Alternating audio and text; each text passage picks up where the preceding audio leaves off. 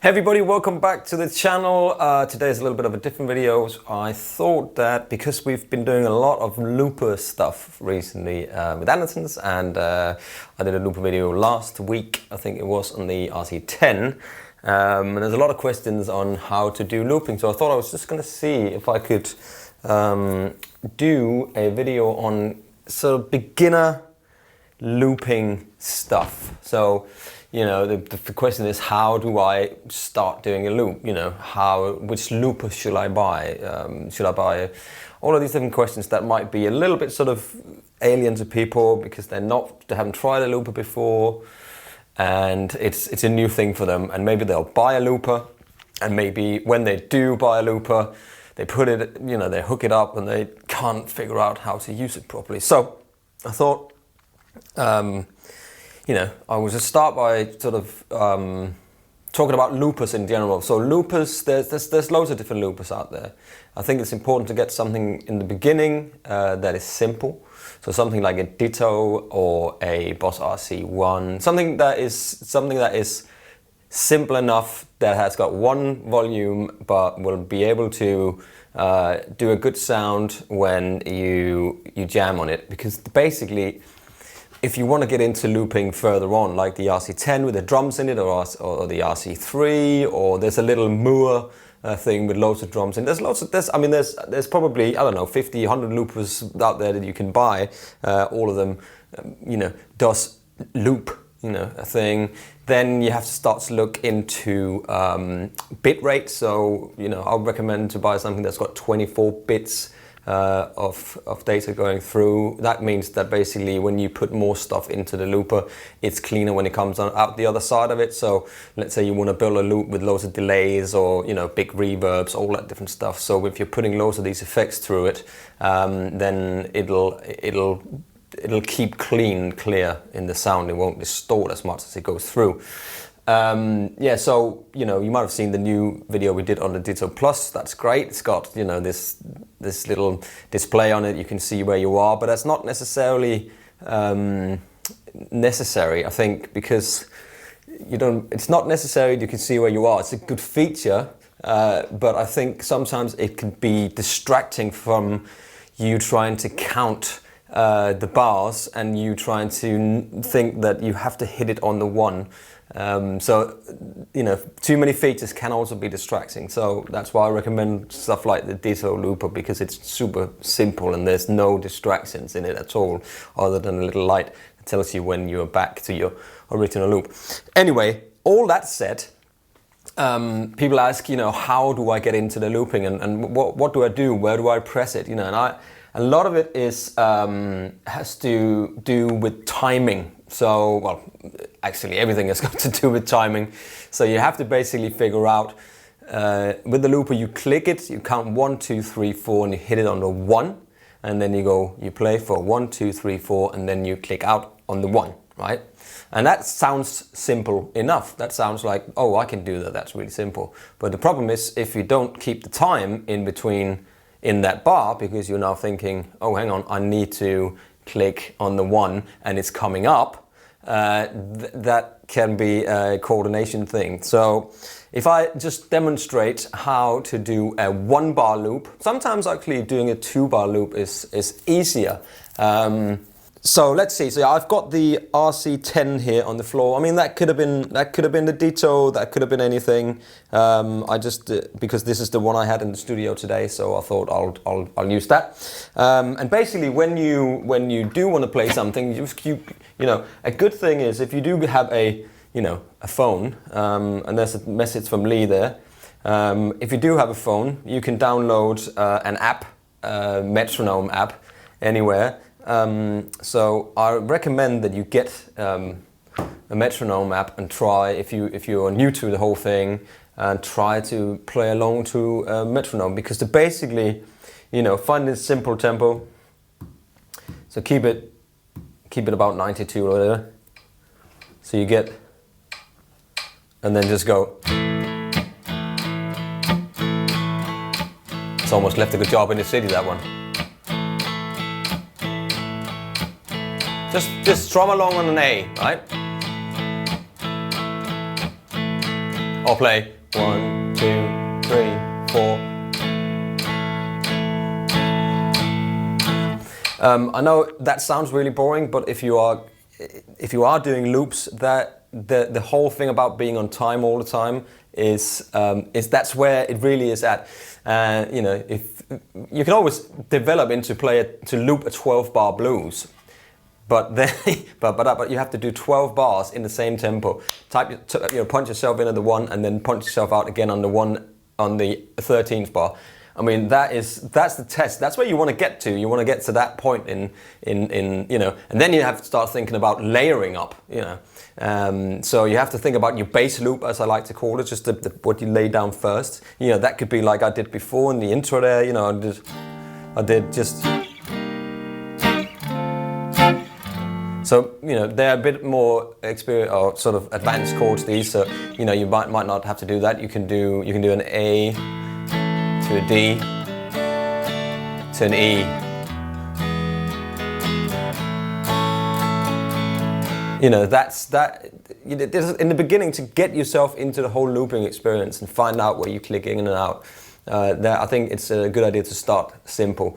You know, I know probably some of you are watching this going, oh, this is really simple, but actually there's a lot, you know, that it takes that time, and if you don't sit and practice these things, then you're going to go, oh, hang on, my looper is just sucks, and I don't want to. I'm just going to put it to one side and then use it again, because it is such a great thing. So if you get it, you know, if you sit down and practice these things, it's really, really cool to have a looper pedal. So anyway, so if let's say I'll just play like 1, 2, 3, 4, right?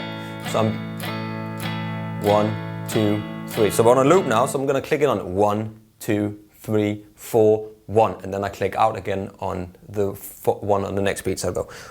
So, and a good thing as well is that if you play a little bit at the beginning, like this, to get the vibe and the tempo, and then you click.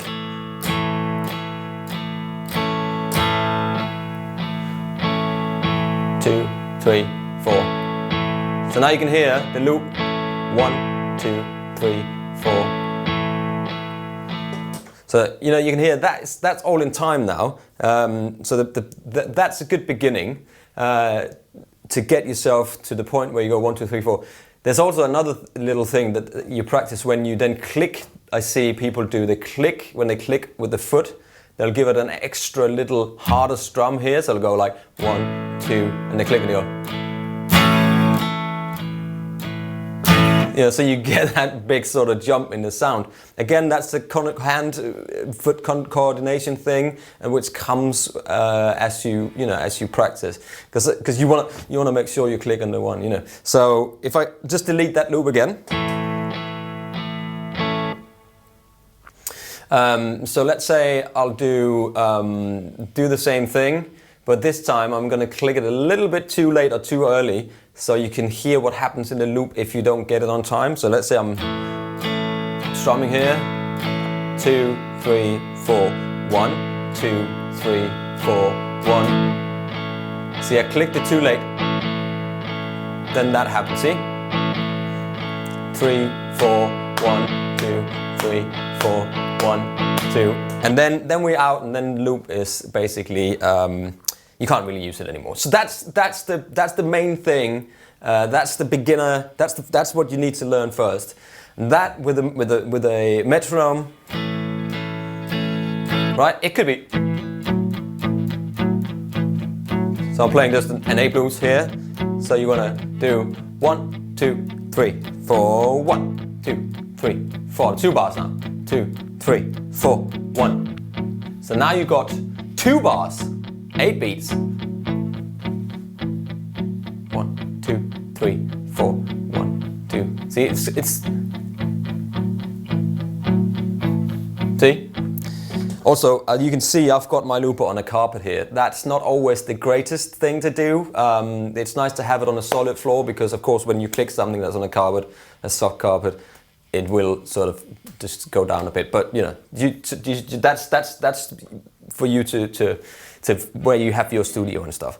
Okay, so next bit would be to learn how to layer things up. You might have a octave pedal. I know that's way down the line, but let's say we've got this 2-bar loop going.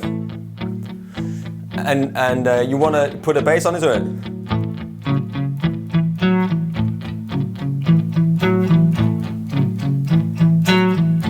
Right. So now you can basically click in at any time. It doesn't necessarily have to be on the one, because your bass loop is running fine, and you got from one you got 2 bars. So all you basically have to do is you let it run, you play along,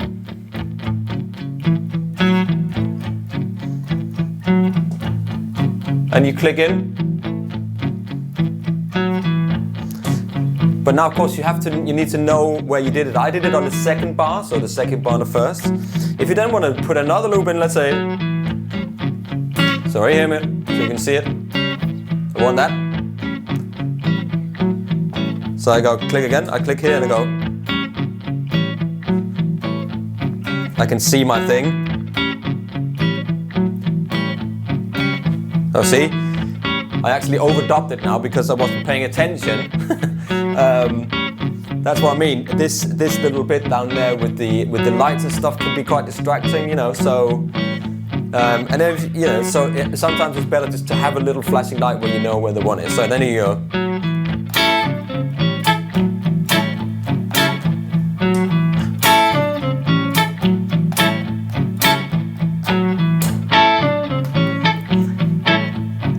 So now we've built ourselves a nice little loop there, and then we can, put an overdrive on, play it.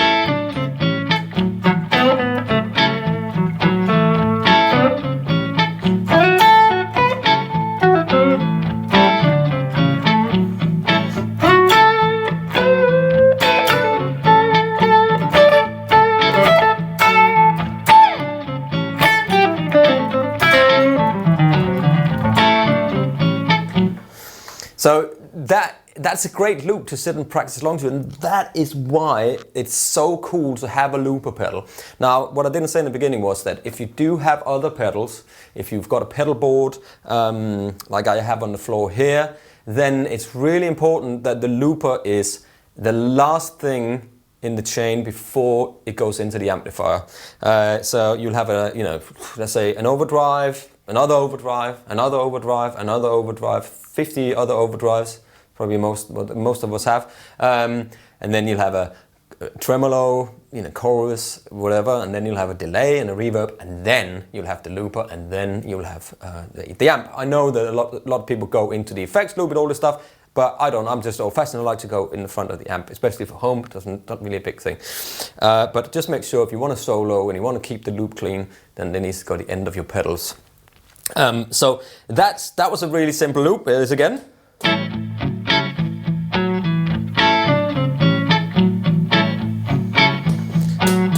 So really cool loop. So you can start trying to do some bit quicker things, maybe, or longer maybe, because here now we're just droning on the A, right? So then if you do need to change that's what I'm saying with the, and then you need to keep that tempo. Okay, so let's see if I can manage to actually do the loop. This is where the metronome comes in really in a really handy way. There you go. So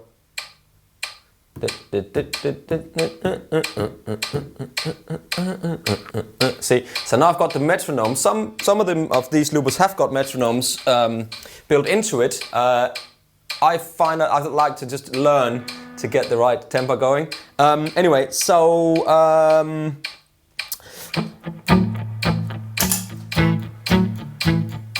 okay, so let's do the whole thing around. 1, 2, 3, 4, 1. Then you go to the D. 3, 4, 1.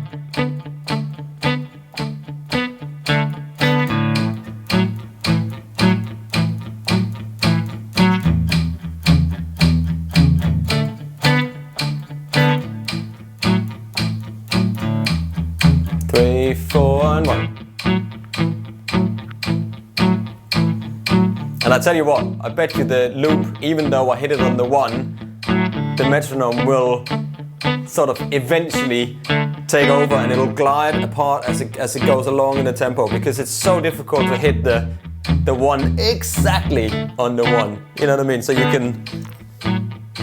So yeah, keep pulling that down. So.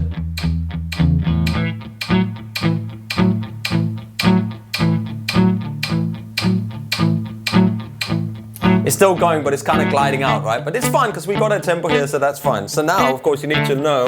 So you want to play.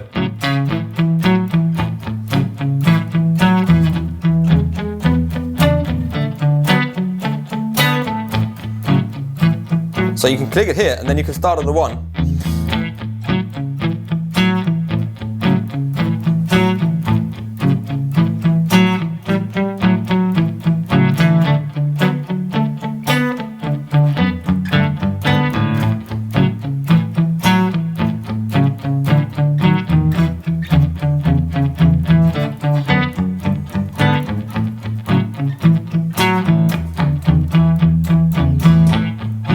Now we got that.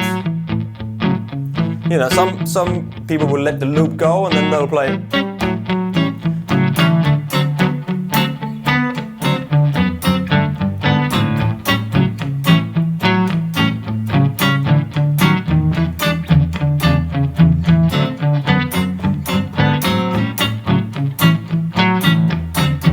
And then we ready? Here we go.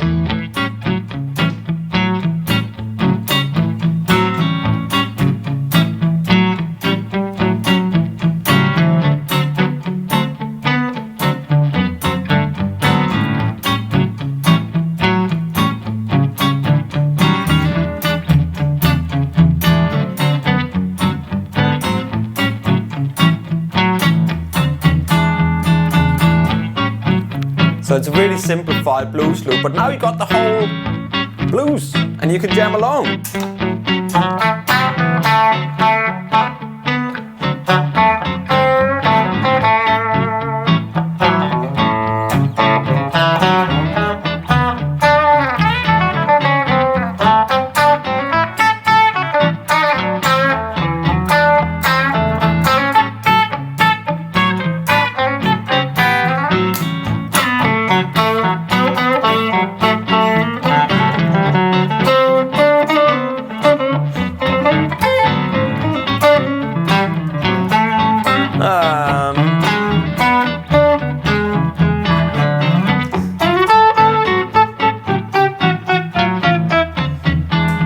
And so on and so forth. So this is just an introduction to loops, I'll say. So the main thing is find yourself a looper that is simple enough that it doesn't confuse you. So something like a ditto, there's a Moo out there, there's loads of different ones out there. One little volume knob on it, one little light, not too distracting.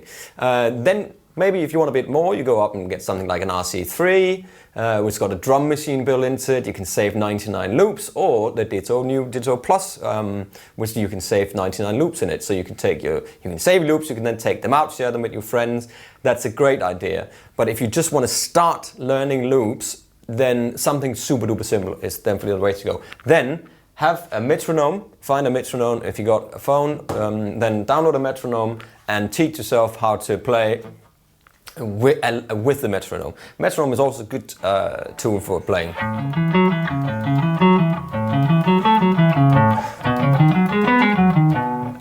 Practicing your scales, which also helps your timing. Timing is also a key in being able to loop stuff, right? Then you can start looping. You do 1 bar, 2 bar, maybe you 4 bars. Maybe you start adding in, the whole blues thing. You can do that if you have your metronome running like this, because then it's easier to get on with it. You know what I mean? To kind of to get the right tempo and the right time, so you know where you're going. But definitely time is really important. Then you can start adding in, fancy chords.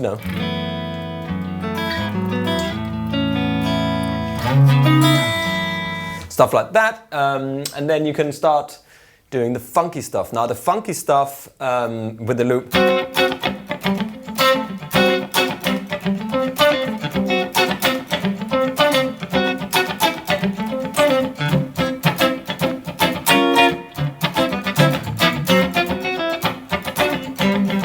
again, is such a time-based thing. You have to get it right. Let me just delete this loop down here. I know I could save that, but I didn't. So, you know, if you want to do this, the little thing that if I do that, so 3, 4.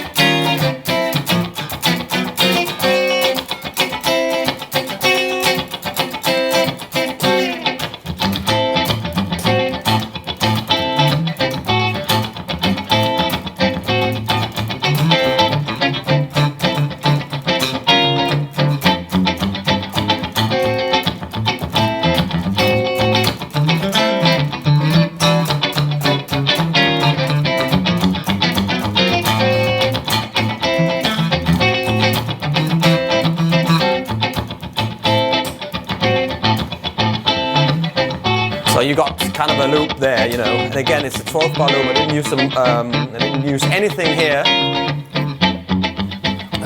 So again, you can play solo on it, and again it's just a blues and A basically.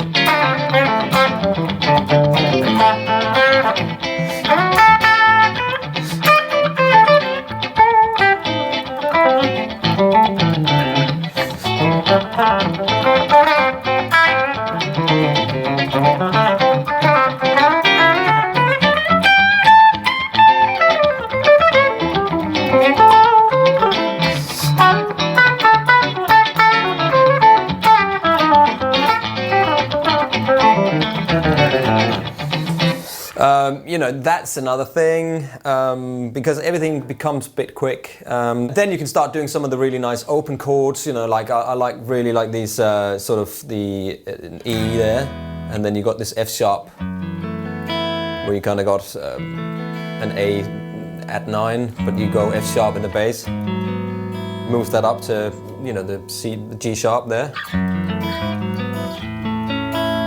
Up here it's just like an A with the B and the E string is always kind of open, and then with the C sharp in the bass, so you can go to.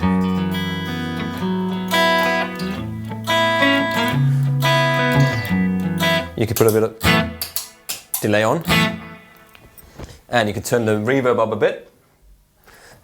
So you got some reverb and you got some delay, and then you can go.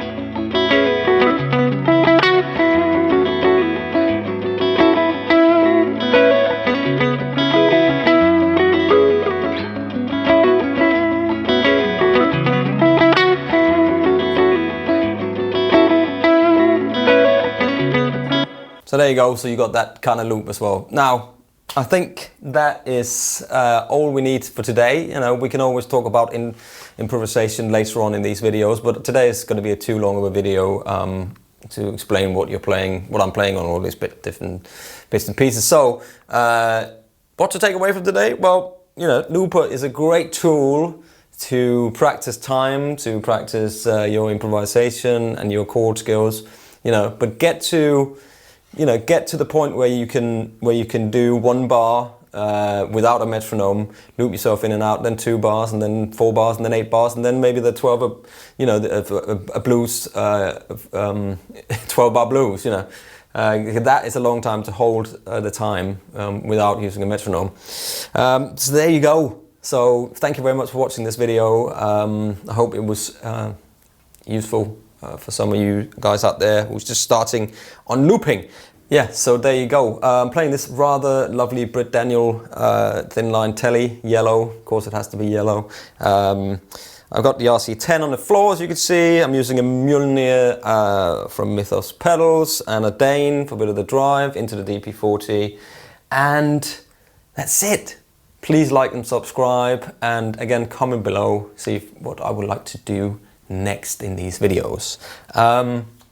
Be safe out there. It's really hot, so remember to drink some water. Take care, see you soon. Bye.